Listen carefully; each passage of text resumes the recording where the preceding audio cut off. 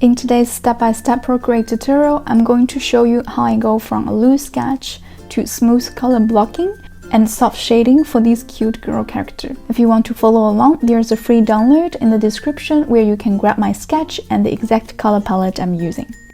Alright, let's jump straight into the process. So the first step for drawing this little girl's head is of course a sketch.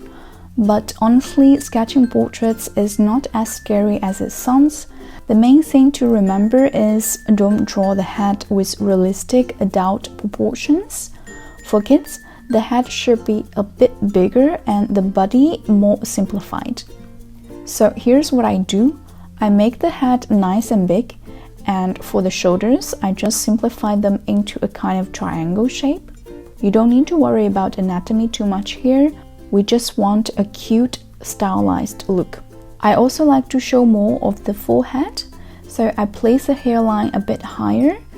And one really important thing, hair has thickness. When we first sketch the face, it's usually just a simple circle, right? But when you add the hair, don't let it stick right onto that circle. If you follow the circle too closely, the hair will look flat. Instead, draw the hair a little bit outside the circle so you can show that volume. These are basically the key points for the rough sketch. So as you see, I first use a thicker brush to find the basic shapes, and then I switch to a thinner brush to redraw everything as clean line art. Working this way really takes a lot of pressure off. My drawing process is always like this. I start with a chunky brush so I can stay relaxed and just focus on the overall shapes.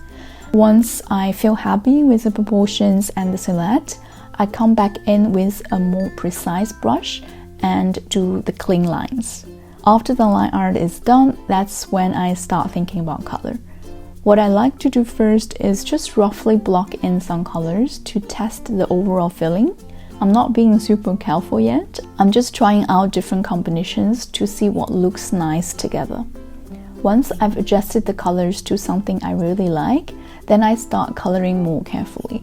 I follow the line art and fill in each area on separate layers, so each color block sits on its own layer according to its shape and position. The most important part of this stage is really how you organize your layers.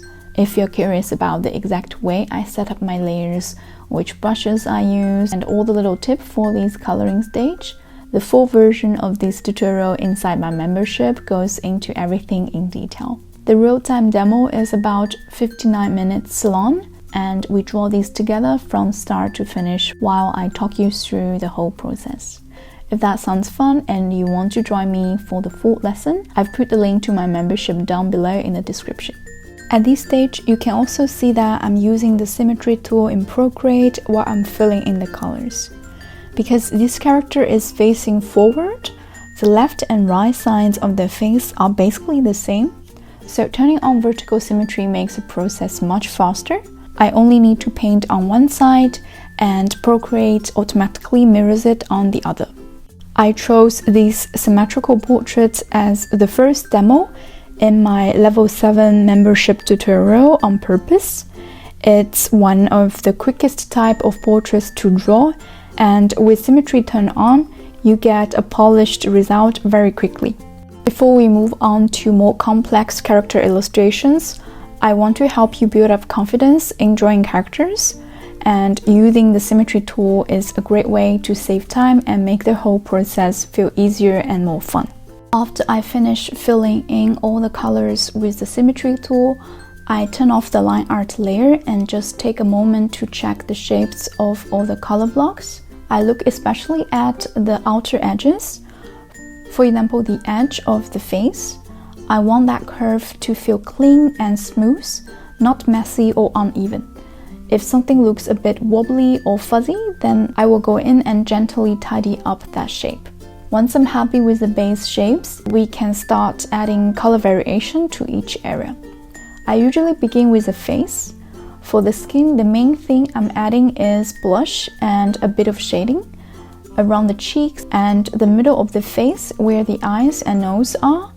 I will use a slightly deeper blush color to add some softness and depth. you will notice that as soon as we add that warmer tone, the face starts to look more three-dimensional and lively. Then I do the same kind of thing for the hair and the clothes. I think about where the light hits and where it's in shadow, and I choose one lighter color and one darker color for each area. By adding a highlight tone and a shadow tone to every single color block, the whole illustration starts to look richer and more interesting. And then for the final step, I create a new layer on top and add some small details to finish everything off. I will pop a little highlight in the eyes, and I also like to add a soft highlight on the cheeks. Those tiny touches really help the character feel bright and alive. And then the illustration is done.